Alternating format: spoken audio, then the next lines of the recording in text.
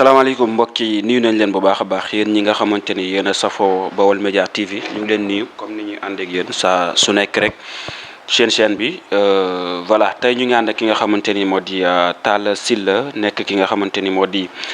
coordinateur COJER bu Touba waaye itam nekkoon pôle communication coalition takku wàllu Sénégal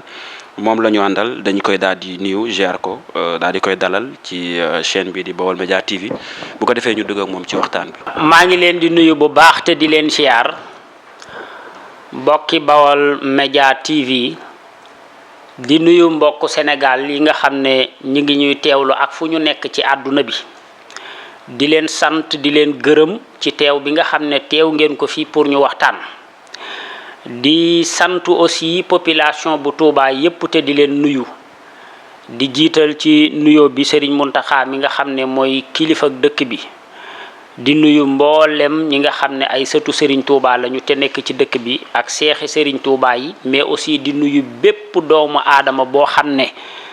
yaa ngi ci commune bu Touba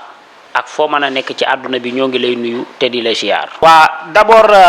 maa ngi nuyu Talla Sylla la comme ni nga ko waxee moo jiite woon pôle communication wu comité électoral takku wàllu ci commune bu Touba doon coordonnateur COJER bu Touba bon jàpp naa ne li indi takku wàllu moom lu jomba jàngat la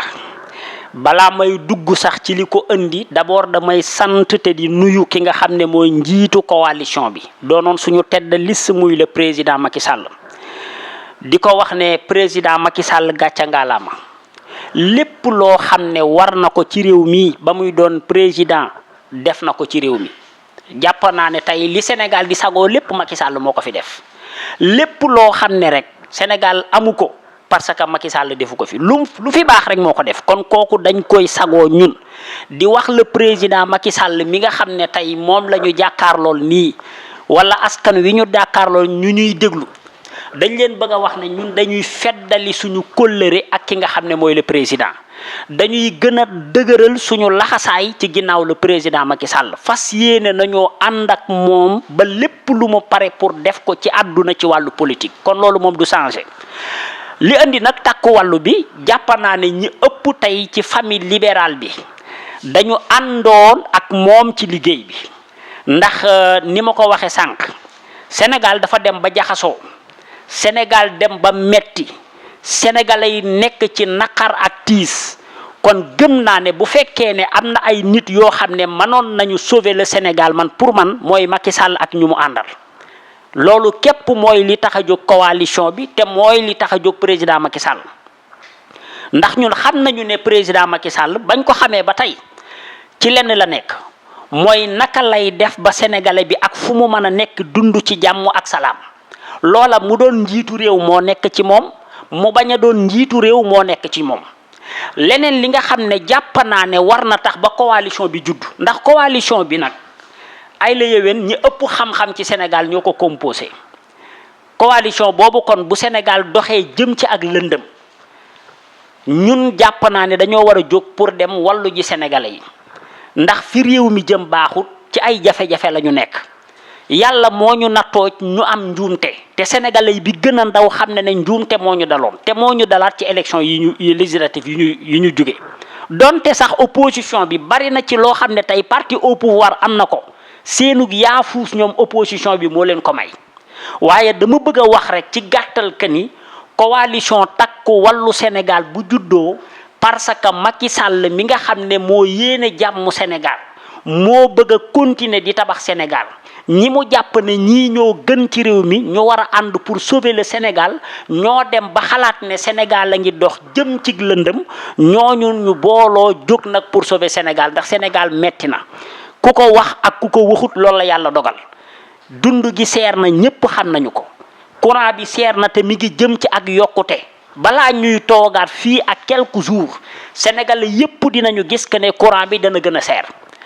jën amatul ci réew mi léegi nag boo boolee jafe-jafe yépp nag nga xam ko dib sénégalais xam Sénégal ak ni mu tëddee jàpp naa ne war nga ànd ak ay nit ñoo xam ne dinañu laxasaayu ba dëgër pour dem wàllu ji Sénégal ndax Sénégal la toll foofu ci jafe-jafe kon jàpp naa ne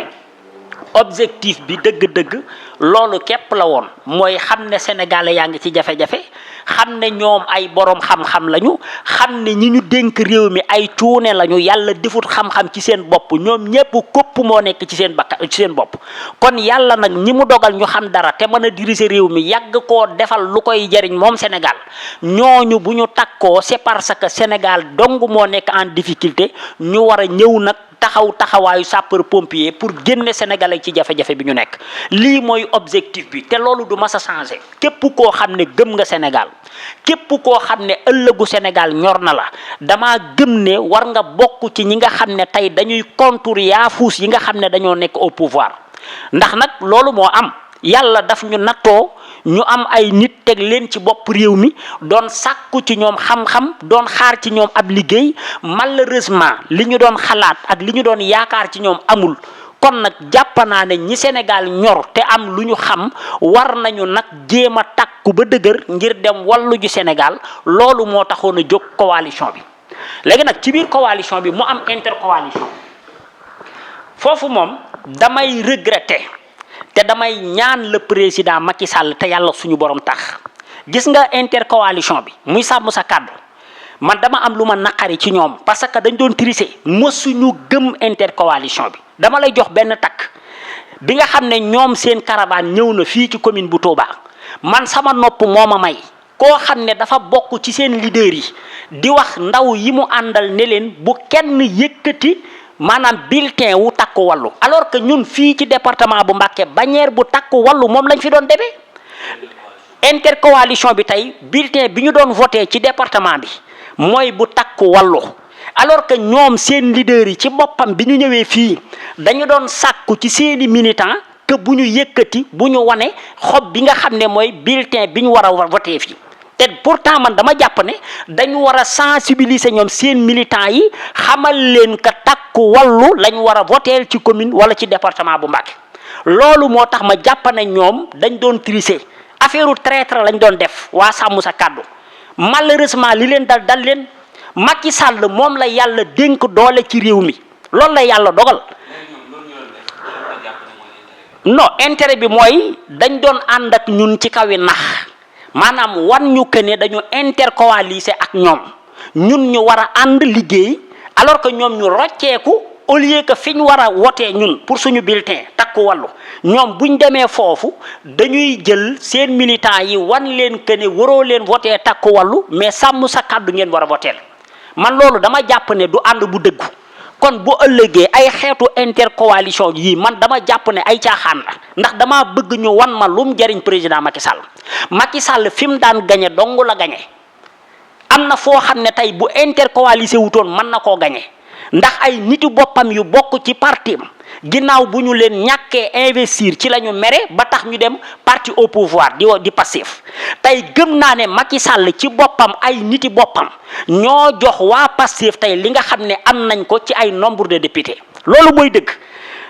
pour wan la ne Macky Sall la yàlla dénk doole ci réew mi li ma koy ñaan mooy mu xam ne doole mi ngeek moom ba tey na organiser partem ba pare maanaam dooleel ay waa parti wam ba pare wóolu leen lii laa gëm ne bu ko defee tey waaj fii ak 2027 lu mu bëgg ci réew mi ci élection locale yooyu dana ko am man loolu laa gëm ndax ay nit yu mere APR ñoom ñoo dem Pastef dooleel leen ba waa Pastef tey am li ñu am ay nit yoo xam ne tey dañ leen waroon investir te investiruñ leen ñoom ñoo dem foofu beneen bi ci des mooy coalition jàmm ak njariñ Amadou Ba ma fa nekk ku ne xam na ne Amadou Ba amul ñeenti nit mooy nit koo xam ne musuma gis ci àdduna fu mu gañee bureau de vote am koo xam ne dañu ne yow yaa fi nekkoon deuxième ci élection présidentielle pourtant buñ leen daan wax ne Macky Sall moo tax Amadou Ba am lu mu am da ngay gis ñuy xataraa yu mel ne mbaam di ŋëex di ko weddi alors que Macky Sall mooy dooley Sénégal Amadou Ba li mu amoon Macky Sall moo ko jox ba tey jii may wax ak yow lu mu am ci député yi donte bari na wala bariwut yàlla jëmmi président Macky Sall la kon dama bëgg président Macky Sall moomu mu xam ne ñun ay soldaar lañu dañ fas yéene ànd ak moom ba faatu ak moom ci wàllu politique duñu mas a bàyyi ci partem te duñ ko mas a wor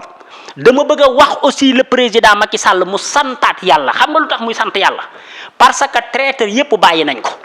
naafiq yépp bàyyi nañ ko benn doomeram boo xam ne sa dekk dong nga jiitaloon di wut loo dund di dundee président Macky Sall tey ñoom ñëpp war nañ ko ginnaaw léegi ñan la deseel mooy ñi nga xam ne ay gor lañu ay nit yoo xam ne dañoo gëm gis-gisu président Macky Sall ci wàllu politique ñoo nekk ak moom kon ñooñu laay sàkku ci moom mu jàpp leen te jàppale leen te yëg leen jox leen respect ak considération ñooñu ànd ak moom ba jusqu'au bout waaye na xam ne tey mbaamu xaraam yi noonu laa ko mën a waxee kàddu gi jarut muy teggi ne parce que nit koo xam ne da ngay topp nit pour intérêt nit koo xam ne da ngay topp koo xam ne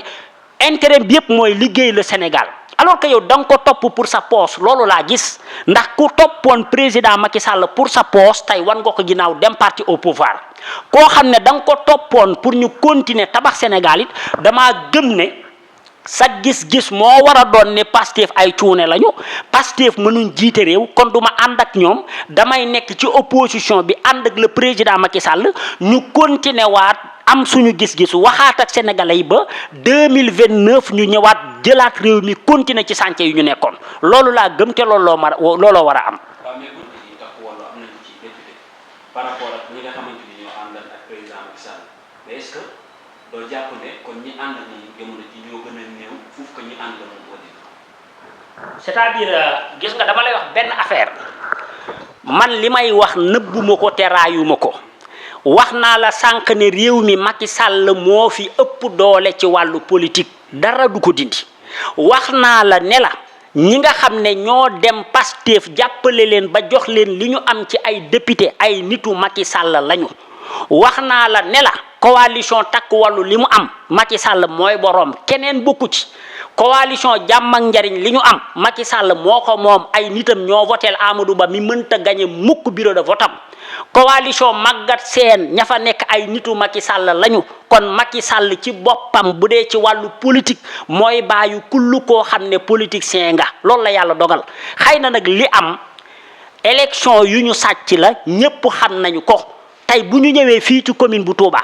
man li may ñaawlu mooy sous-préfet bi maanaam ñàkk am organisation bu baax bi nga xam ne def na ko ci élection yi man sama bët moo ma may ma dugg ci ab bureau de vote bulletin wu takku wàllu benn bi gën a néew nekkul ci taabal bu ñu war a voté benn laa wax du luñ ma nettali du lu ma seetaan ci vidéo man en personne maa ko dund man en personne maa ko vidéo maa ko dugal ci internet kon élection yi dama ne Sonko dangaa sàcc élection yi yow ak Jomaay Fay ak seeni sous-préfet loolu laa gëm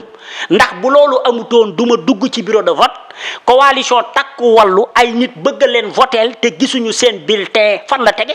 beneen bi ci des mooy dugg naa ci ay bureau de vote man fekk bulletin wu takku wàllu ak yeneen bulletin ñu taxañ ko ba mu jekk teg ko ci benn saako ci côté boo xam ne mën nga dugg ba génn ci bureau bi te doo ko teg bët loolu mooy élection bu jaar yoon lan moo tax jëluñu bulletin wu Pastef ñu teg ko ci suuf ça veut dire que ñoom benn coup la boo xam ne dañ ko préparé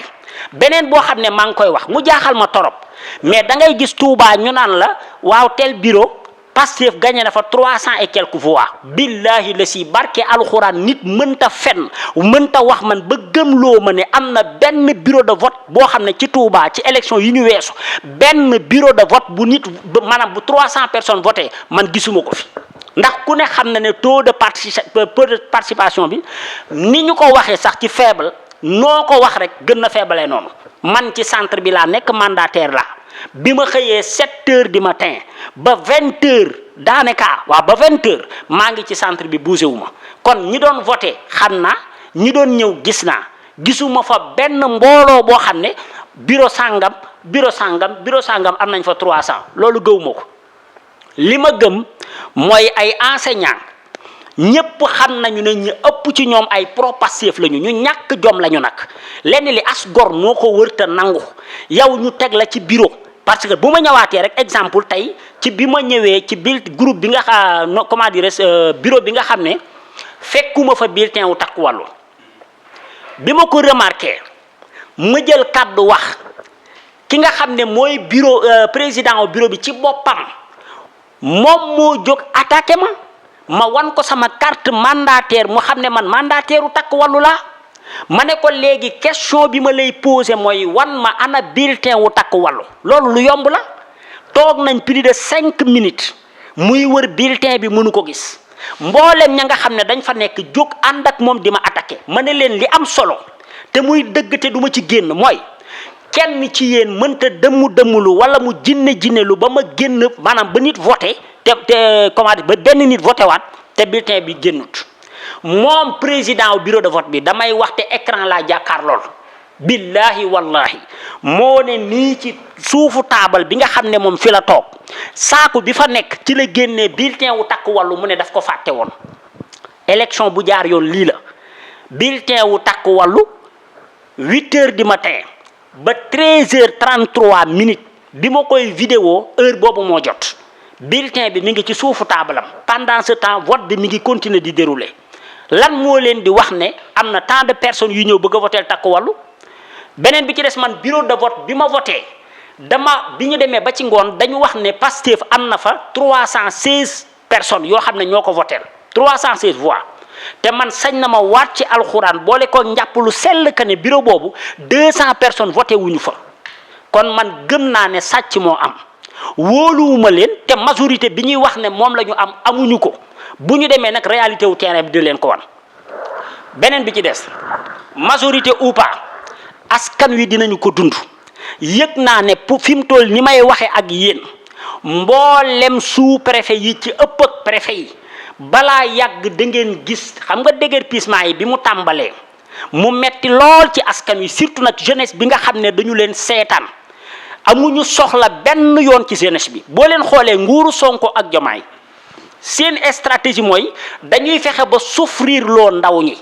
teg leen naqar ak tiis bu diis lool ci seen kaw ba nga xam ne ñooñu duñ tala ñaxtu duñ tala sax wane seen naqar même buñ ko amee looloo tax fi mu toll nii xam nga yéen sénégalais yu con yu dof yi xamul dara yi jël ngeen majorité jox leen ko ñoom jàppane ne ñoom dañuy dem pour liggéey déedéet dañu ne woon léegi dañuy stoppé maanaam dañuy taxaw ba ñu weesu élection législative yi fi mu toll nii préfet yenn yi jot nañ ndigalul continuer waat déguerpissement yi fan yi di nga ko dégg de di nga ko dégg ci marché yu bare déguerpissement yi dina tàmbali ñuy toroxalaat marchand ambulant yi di toroxalaat cag-cag maan yi parce que bi ñu jëmee ci élection dañu xam ne buñ continuer ci rythme boobu marchand ambulant yi dinañ leen mere buñ leen laajee xob duñu leen voteel loolu moo taxoon ñu ne dinañu nax marchand ambulant yi wan leen que ne déguerpissement yi neexuñu arrêté déguerpissement yi pendant que élection yi mu jàll noonu lañ ko nar a defee ci cag-cag maan yi noonu lañ ko nar a defee ci commerçant yi noonu lañ ko nar a defee ci carburant bi maa ngi wax sénégalais yi que ne fii ak lu yàggut di ngeen gis ne gasoil bi essence bi lépp dina yokk di ngeen gis ne gaz bi dina yokk di ngeen gis ne dund gi dana gën a seer te man maa leen ko wax nañ seetaan vidéo bi ñu dagg denc fii ak temps bu néew lépp loo xam ne naqar la tiis la mettit la Diomaye ak Sonko pare nañ pour def leen ko parce que ñoom gëmuñu leen yéen sénégalais yi beneen bi nga xam ne seetlu naa ko ci élection yi mu metti ma jour bi nga xam ne ci la vote bi amee ci guddi gi man maa fekkee ay nit yuy xuloo ba nar a xeex nar a rayante ci wetu kii bi université bi xam nga lan lañ doon xuloo dafa am benn groupe de personnes boo xam ne dañ fa taxaw di saaga daanaka sëriñ si di wane ne Touba gi waxoon nañ leen de dinañ fi nangamtaan seen am beneen groupe de personnes yoo xam ne dañu jàmmaarloo ak ñoom ne leen li ngeen di wax waroo leen ko wax fii dëkkub Serigne Touba la man sama nopp moo ma may maa fekke bokkoon naa ci ñu doon régler problème la donc kon mu doon acte yoo xam ne dafa am lu muy tekki ñun balaa élection wër naa fu ne te wax naa ñépp dégg que ne dafa am ñoo xam ne ay salafiste lañu ñoo xam ne gëmuñu sëriñ bi bëgguñu ko man ñi ak ñi mel ne man politique duma ko jëndeeg Serigne Touba wala kenn ci waa këram dama gëm ne man soldaaru Serigne Touba laa boo xam ne dama ko jox sama bakkan adduna ak alaxira kon bu ma déggee ay salafiste ay ñu gëmul sëriñ bi doon bàkkoo ci ne ñoom dinañu gañe dëkk bi ànd ko ak Omar Diagne ak Pastef loolu dama ko doon wax balaa ñuy egg ci élection jouru élection man ma dund lii kon war naa ko taxaw témoin ci kanamu àdduna ak sénégalais yeeg waa Touba ba ñu dégg ko pour ñu xam Touba lan moo fi nekk di xew ak lan la ñuy préparer ñoom gis nga jox nañ leen majorité assemblée nationale léegi amatuñu benn lay man maa la wax ne la majorité bi lenn lañ koy doyee ñoom waa Pastef mooy sénégalais bi na gën a torox kilifa diine bi na gën a ñàkk cër bi nga xam ne mi ngi koy am ci réew mi te loolu ci suñu kanam la ne nekkul ci suñu ginnaaw di ngeen gis ne góor jigéen yi ci kanam tuuti dinañu am cër bu ñu amutoon ci réew mi te ñi ngi xaar ay loi yoo xam ne jëm na ci criminaliser ko doo leen gis benn loi bu jëm ci criminaliser ak ngóor jigéen mu jóge ci Pastef kon Sénégal fiñ juume mooy dañ waroon jël majorité bi ñu jox ko opposition du ma wax ne waa Kër Sonko amuñu dara mais man gëm naa ne li ñu am lépp ñoom ci ay député bu doonee ci seen bannière bopp wala ci seen jëmmi parti wu bopp képp loolu 70 députés laa ko calculé man. waaw léegi dama bëgg nga calculer élection présidentielle ak élection législative ñaata nombre de voix moom la Pastef ñàkk ñi ëpp ci sénégalais yi wala boog benn groupe boo xam ne mat na 350 et quelques personnes bu ñu xoolee différence bi mu amoon ci élection législative ak élection présidentielle lu toll ci 300 et quelques personnes Pastef ñàkk na ko ci ay voix ci parti boo xam ne da ngay doog a yéeg au pouvoir te gis nga nañ ñu may jàmm ak exploit bi ñu def ban exploit mais lii naka jekk Sénégal moo fi am Macky Sall bi mu gagné 2012 première élection législative am nii la demee woon Abdoulaye Wade bi mu gagné 2000 première élection législative nii la demee woon kon waa Pastef dañu am problème mu bopp ñoom bu dara xewee di nga gis ñu takk rajo yi wax ju dul jeex mel ne dañoo def lu nit mësul def alors que li nit ñi daan def képp la ñu répété te li am solo ñoom mooy que am na ay sénégalais yoo xam ne ci seen ñàkk ñoom ñemee wax dëgg ci seen ñàkk wan sénégalais yi li ñu doon xaar ci ñoom mais am na lu toll ci 350 000 ak lu teg ci ay sénégalais loolu ñaata nombre d'électeurs la yoo xam ne doon nañ voteel Pastef ci élection présidentielle yi wan nañu leen ginnaaw ci élection législative yi parce que xam nañu ne ñii ay workat lañu duñu ay waxkatu dëgg gëmuñu Sénégal te Sénégal yitteelu leen kon loolu moo am solo jàngat boobu buñ ko defee dinañu mën a jàngat que ni ki nga xam ne 7 mois la am ñàkk lu toll noonu ci ay électeurs waa léegi bu fi amee ñaari at fan la jëm su fi amee 5 ans kay xanaa mooy majorité mënatu koo am nañ waxante dëgg beneen ba ca des mooy li ñu doon teg di ay promesse ban sénégalais moo mën a toog ñi ngi toog ñun ñëpp di jàkkaarloog lii xew ñoom ñoo wax dégg nañu sénégalais jox ngeen leen majorité nañu toog di xaar en tout cas wax naa leen ci dund gi dana gën a seer loolu bu amut ma xàccu yoonu murit billahi wallahi balaa yàgg di ngeen gis gasoil ak essence gën a yokk balaa yàgg da ngeen gis marchand ambulant yépp ñu jugalaat leen tàmbali leen a dëgër pire kon sénégalais bi moo war a yeewu c'est-à-dire li koy indi mooy ñoom déguerpissement bi liñ ci jublu mooy dañu bëgg a toroxal ndaw ñi dañu bëgg a teg ndaw ñi coona ndax ñoom dañ doon jëfandikoo ndaw ñi ñuy wàcc ci mbedd mi di leen xeexal léegi xam nañu ne tey ndaw ñi ñooy xeexkat yi ñi ëpp ci ndaw ñi ñenn ñi ay marchand ambulant wala ci secteur informel bi la ñu nekk léegi ñooñu nag boo leen tegee tànk ba duñ mën a noyyi amuñu jotu ñaxtu amuñu jotu sax xam lu leen naqadi donc fexe ba marchand ambulant bi du nekk ci jàmm loolu lañ ci jublu mais gëm naa ne sénégalais yi teel nañ leen comprendre nañu dox nag ñu xool ba xam fii ak ci kanam tuuti nan la wànneen tu mujjee ak i bëtam. ba tey dañuy ñëwaat ci majorité bi nga xamante ni ñoom am nañ ko Assemblée nationale amoon ay loi yu bari la yoo xamante ni ñenn ci opposition bi doon nañ ko fësal ci campagne bi même ñoom itam lan ngay xaar ci loolu aussi. non man moom pour te dire waa Pastef du ma mas a xaar ci ñoom ci dara lu dul dox ci lu yàq Sénégal man daal jàpp naa ne loi góor jigéen moom.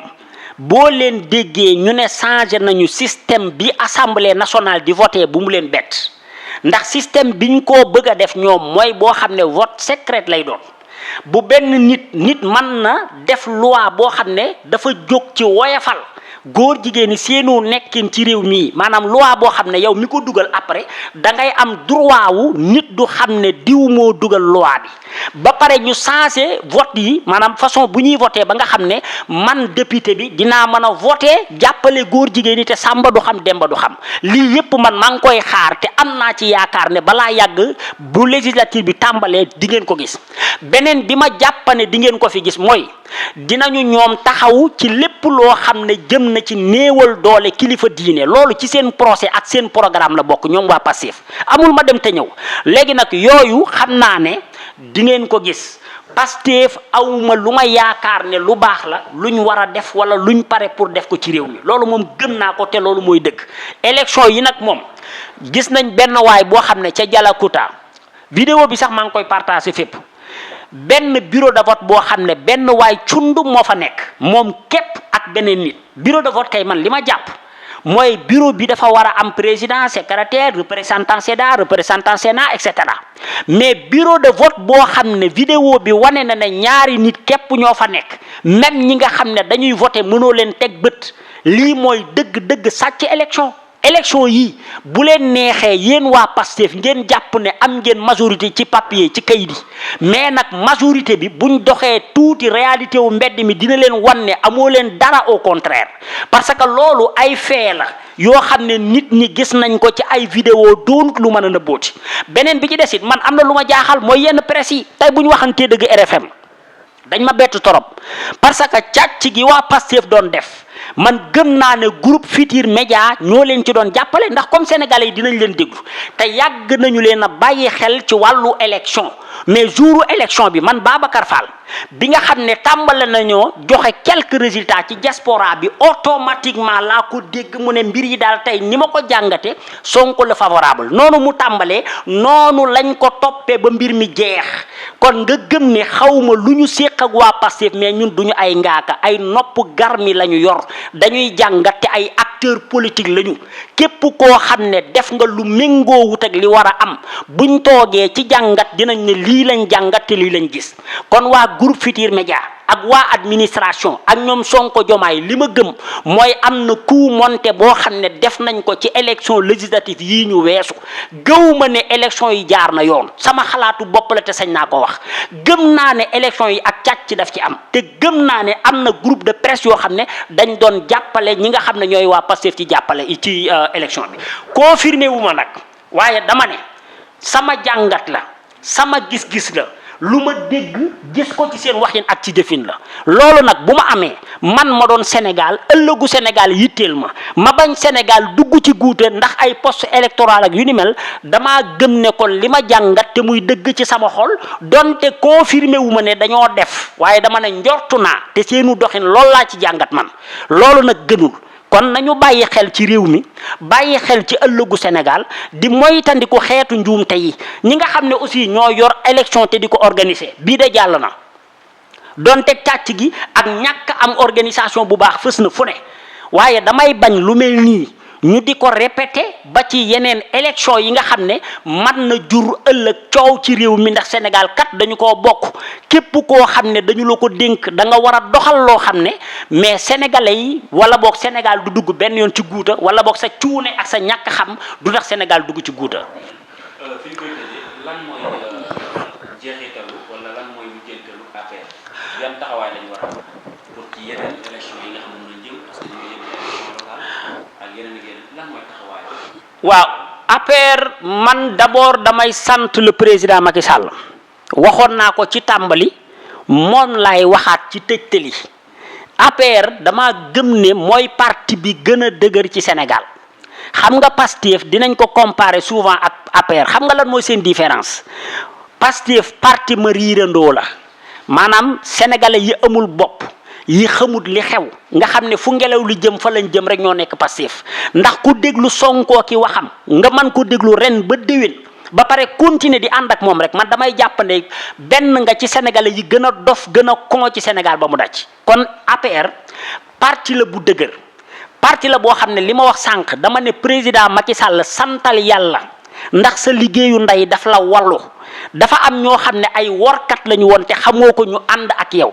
dafa am ñoo xam ne dañu ñëwoon feesal seeni biir musuñu la gëm yow musuñu gëm sa parti musuñu gëm Sénégal ay traître lañu ay jaam lañu ñooña nag tey wan nañu la ginnaaw dem nañ ca Pastef waa Pastef bu ñu yeewoo dinañu xam ne li Macky Sall defal ñenn ñi ñu bàyyi Macky Sall ñëw ci ñoom bu ëllëgee ñoom bu seen nguur jeexee noonu la ñu leen di bàyyee dem ci keneen kon workat yooyu ak jaam yooyu buñ bàyyee Macky Sall léegi gor ñi ak nit ñi bëgg APR Sénégal képp tax leen jóg ñoo fi nekk li may ñaan mooy ñu gën a organiser wu gën a joxante loxo gën a tënku ci ginnaaw le président Macky Sall may ñaan le président Macky Sall nag mu organiser parteem fépp ci biir réew mi ba pare ñun ñi nga xam ne ay ndaw lañu te dañ koo gëm ma ne Macky Sall bu doonoon kilifa diine ci moom laay jébbalu doxalinam doy na ma tolluwaayam doy na ma Macky Sall bari na ay kilifa yoo xam ne ñi ngi fi ñu leen di wooye kilifa diine man jàpp naa ne Macky Sall moo leen gën ci réew mi ndax Macky Sall du wor Macky Sall du fen du wax loo mu gëmut Macky Sall dafa am taxawaay boo xam ne da koo def ci Sénégal ñépp nangul ko kon kooku lépp la mérité kon na organiser waat parti bi na ko yaatal ci gox ak goxaan yi na fu nekk na fa teg ay ndaw jox leen ay responsabilité ay responsabilité ñu man di daje di waxtaan di réorganiser wu di yokk baasu parti bi jëm ci élection législative locale yi donc ci côté boobu damay jël exemple soxna Fama Ndiaye nga xam ne moo nekk deuxième ci liste nationale u Takku Wallu bi ñuy élection yi desee quelques jours dafa ñëw Touba may wax le président Macky Sall di ko wax kilifawu parti bi que am na lu am solo lu soxna Fama Ndiaye liggéey ci commune bu Touba man de sañ na ma waat ne man en personne xamoon naa ay nit yoo xam ne dañu demoon ba mer toog seeni kër bëgg a bàyyi APR parce que gisatuñ ci seen bopp moom bi mu ñëwee man ak moom tànk ak ñeneen ñoo xam ne ànd nañu ak moom ci ay bërëb mu waxtaan ak ñooña di ay nit yoo xam ne ay grand électeur laa leen mën a wooye ndax ku ci nekk da ngaa jiite mbooloo soxna Fama Ndiaye waxtaan ak ñoom ci indiwaat leen ba pare jël ci ay moyens wu boppam jàppale leen même jour élection mu yónnee leen ay moyens transport ñu dem voté ji kon man li ma gëm mooy soxna Fama Ndiaye moomu le président Macky Sall nang ko gën a sant mu dugg ci commune bu mel ne Touba gën a taxawu population bi gën a taxawu aussi ci parti bi jàppale leen ba buñ demee élection yi ñu jëm ñu mën ci amaat ndam ndax taxawaay la bu mu def man ma gis ko xam ay nit yoo xam ne bàyyi woon nañ jëmmam moo tax ñu ñëwaat gëm naa ne ak lu ñu fi mën a am bu doonee benn la bu doonee fukk la def na ca lu mu ndaw lu am solo loo xam ne bu fi ñëwutoon amaana duñ ko am kon ku mel noonu nag bu defee lii ma xam ko vraiment bu ma toogee dinaa ko wax ba àdduna xam ko ndax lu mu def la ma gis bu ko keneen defoon aussi dama koy wax beneen bi ci des nag comme dañuy tëj du ma tëj aussi te santuma mboolem coalition bi mboolem ñi nga xam ne jàpp nañ ci élection yi mboolem ñi nga xam ne àndoon nañ ci liggéey bi di xëy di gontu la leen war ñu def ko ñi nga xam ne nag dañ doon saboter loolu bu soobee Serigne Touba dinaa ci ñëw ak ay éléments de preuve ndax man lépp lu may wax ci àdduna damay indi preuve teg ñi nga xam ne ay naafeq lañu ay workat lañu ay nit yu doon yàqal président Macky Sall lañu loolu bu soobee yàlla dinaa ci ñëw képp koo xam ne aussi tamit dangaa nar a nekk di tricher di continuer di nekk ca la nga nekkoon it bu boobaa ñun dinañu jëflante ak yow ndax président Macky Sall li ñu bëgg mooy ki ko bëgg gëm ko gëm politique am man koo jàppale te muy dëgg ci yow ñëwal ñu ànd def loolu te yàlla suñu borom tax koo xam ne nag gëmoo ko da ngay ñëw pour tricher ñaan nañu la demeel boor bële nga xam ne fa la naafiq ya ak fenkat ya féete ba ca des it mooy may ñaan opposition bi nañu boole seen doole ci assemblée nationale bi bu ko defee nag mën a contrecarrer ak ca nañu ko mane ñi nga xam ne dañoo jóg pour jaxase réew mi taal ko ndax ay nit ñu xamut état lañu nit ñu bon ci réew mi lañu nit lañu yoo xam ne saa bu ñu xëyee luy saboter Sénégal xam nga yéen gis ngeen marché wu Thiès bi mi ngi tàkk kañ démb balaa élection gis ngeen ay tàkk-tàkk yooyu yëpp amatutoon donc am na loo xam ne aussi bu ma sañoon du ma ko fàtte ndax daf ci bokk muy ki nga xam ne mooy Moustapha Ba ñun ñëpp xam nañu taxawaayam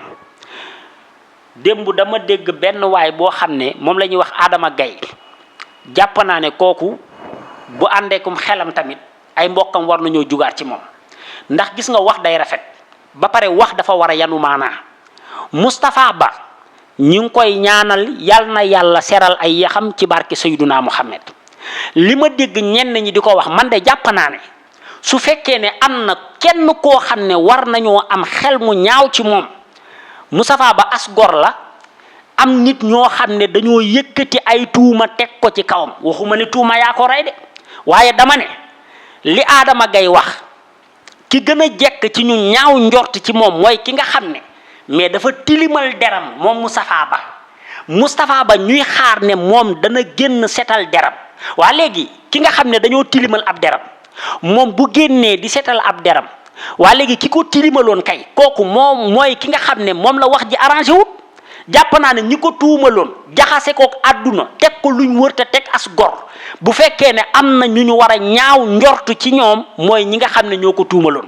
bu fekkee ne am na ñu bañ Moustapha Ba génn wax li ma jàpp mooy ñi nga xam ne ñoo jëloon ay tuuma teg ko ci kawam te bu yàlla dogaloon mu jóg dana leeral tuuma yooyu setal boppam te bu setalee boppam ñi ko tuumaloon ñooy dugg kon kay Adama Gaye la muy wax